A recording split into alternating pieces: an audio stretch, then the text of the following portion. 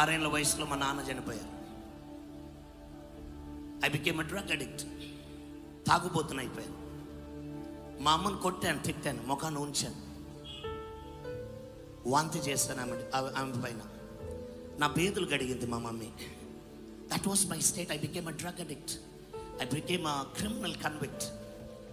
ఒళ్ళంతా ఉబ్బిపోయి, ఒబేస్ అంటే ఊదుడు వ్యాధి, అలాగొచ్చి మల్టీ ఆర్గన్ ఫెయిల్యూర్ అయిపోయి 22 ఏళ్ళ వయసులో డాక్టర్లు ఇచ్చినటువంటి రిపోర్ట్ ఏంటో తెలుసా? 3 నెలల కంటే ఈ అబ్బాయి బతకడు అని డిక్లేర్ చేసేసారు. The medicine said, the world said only 3 months. 22 ఏళ్ళు. To cut the story short, ఈరోజు నా వయసు 50 సంవత్సరాలు, నేను ఇంకా బతికే ఉన్నా. ఈరోజు నాకు భౌతికంగా తల్లి తండ్రి లేదు, బట్ నన్ను ఇప్పటి వరకు కాచి కాపాడి చంకనెత్తి పెట్టుకొని నడిపిస్తున్నది నా పరలోకపు యేసయ్య, నా తండ్రి.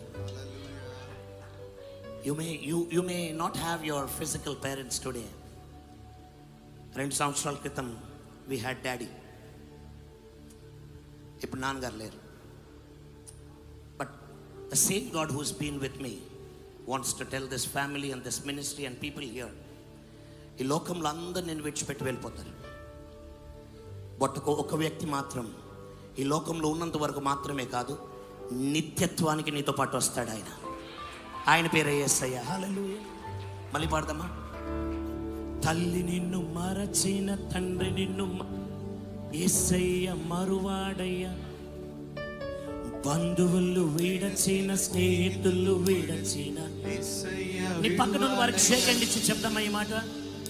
తల్లి నిన్ను మరచిన, తండ్రి నిన్ను మరచిన, యేసయ్య మరువాడయ్యా, నీ బంధువులు వీడచిన, స్నేహితులు వీడచిన, యేసయ్య విడువాడయ్యా, చేయి పట్టి నడుపునయ్యా శిఖరముపై.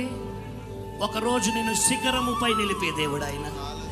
చేయి పట్టి నడుపునయ్యా శిఖరముపై. ఎవరైనా నా సర్వం